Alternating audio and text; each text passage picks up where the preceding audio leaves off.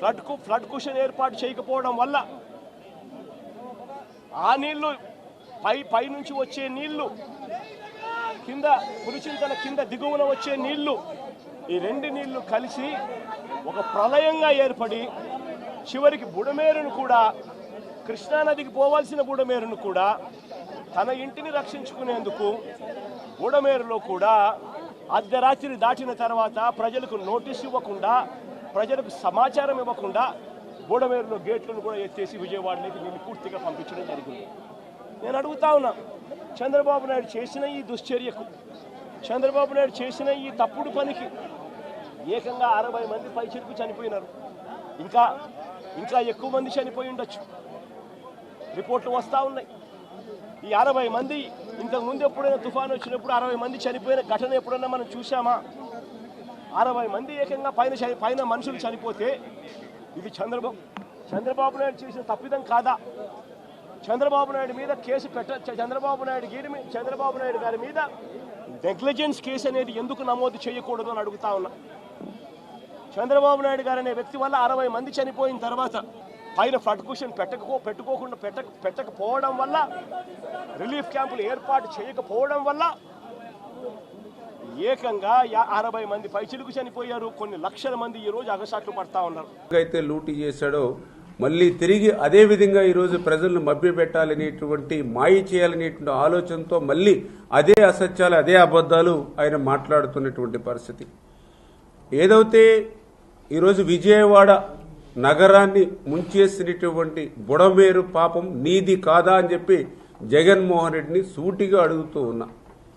ఎందుకంటే ఏదైతే ఈ యొక్క బుడమేరుకు సంబంధించి ఆ రోజు మరి ప్రధానంగా వెలగలేరు దగ్గర నుంచి హెడ్ రెగ్యులేటర్ దగ్గర నుంచి మరి కృష్ణానదికి 11 కిలోమీటర్లు ఏదైతే ఉందో ఆ బుడమేరుని డైవర్షన్ ఛానల్గా ఆ రోజు కేవలం ఒక 5,000-6,000 క్యూసెక్కులకు మాత్రమే మార్గం ఉన్నటువంటి ఆ డైవర్షన్ ఛానల్ని ఇటువంటి ఫ్లాష్ ఫ్లడ్స్ వస్తాయనేటువంటి ఆలోచనతో పోలవరం రైట్ మెయిన్ కెనాల్ మరి నీరంతా కూడా ఈ డైవర్షన్ ఛానల్ ద్వారానే ఇప్పుడు పట్టిసీమ నీరు ఎట్లా పోతుందో ఆ మాదిరిగానే రేపు భవిష్యత్తులో పోలవరం రైట్ మెయిన్ కెనాల్ నీరు కూడా మరి ఈ డైవర్షన్ ఛానల్ ద్వారానే మరి కృష్ణానదికి పవిత్ర సంగమం ద్వారా చేరాలనే ఉద్దేశంతో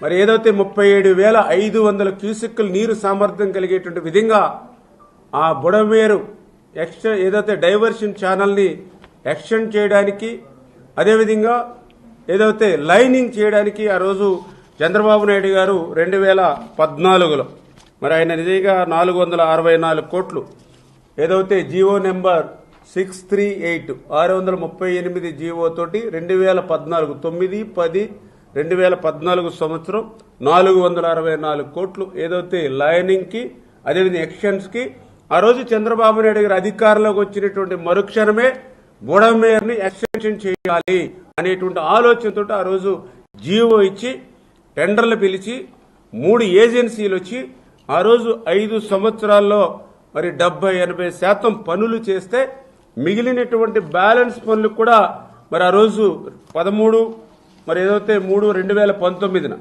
మరొక 255 కోట్ల రూపాయలు అంటే ఇంకా బ్యాలెన్స్ వర్క్స్ ఏవైతే ఉన్నాయో అవి కూడా చేయాలనే ఉద్దేశంతో మళ్ళీ మరి ఏదైతే ఆ రోజు 206 కోట్లకు మరి ఆ రోజు 2019లో బ్యాలెన్స్ వర్కులకు కూడా మరి జీవో ఇచ్చి టెండర్లు పిలిచి వర్క్ ఆర్డర్లు ఇచ్చాం.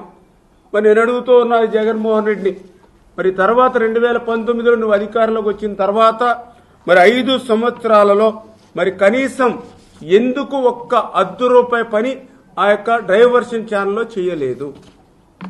నీ 5 సంవత్సరాల పాలనలో ఒక్క తట్ట మట్టి ఆ బుడమేరులో ఎందుకు పని చేయలేదు? ఒక్క అరబస్తా సిమెంటు ఎందుకు ఆ డైవర్షన్ ఛానల్లో చేయలేదు? అంటే 5 సంవత్సరాల్లో ఏదైతే ఆ బ్యాలెన్స్ పనులు నువ్వు కొత్తగా నిధులు తీసుకురావక్కర్లా, కొత్తగా శాంక్షన్లు ఇవ్వక్కర్లా. చంద్రబాబు నాయుడు గారు 80% ఏదైతే ఆ డైవర్షన్ ఛానల్ బుడమేరులో చేశారో ఆ మిగిలిన బ్యాలెన్స్ పనులు నీ 5 సంవత్సరాల్లో పూర్తి చేసి ఉండి ఈ రోజు ఆ బుడమేరు ఏదైతే డైవర్షన్ ఛానల్ ఆ లైనింగ్ పూర్తయి ఉంటే ఈవేళ గండ్లు పడి ఉండేవి కాదు కదా. అక్కడ గండ్లు పడకుండా ఉంటే ఈరోజు విజయవాడ సిటీ మునిగి ఉండేది కాదు కదా. అంటే ఈ రకంగా విజయవాడ పట్టణాన్ని నీ చేతగాని తనంతో నీ అసమర్థతో ముంచేసినటువంటి పాపం నీది కాదా? ఏ ముఖం పెట్టుకుని మళ్ళీ నువ్వు బుడమేరు గురించి మాట్లాడుతున్నావు అని చెప్పి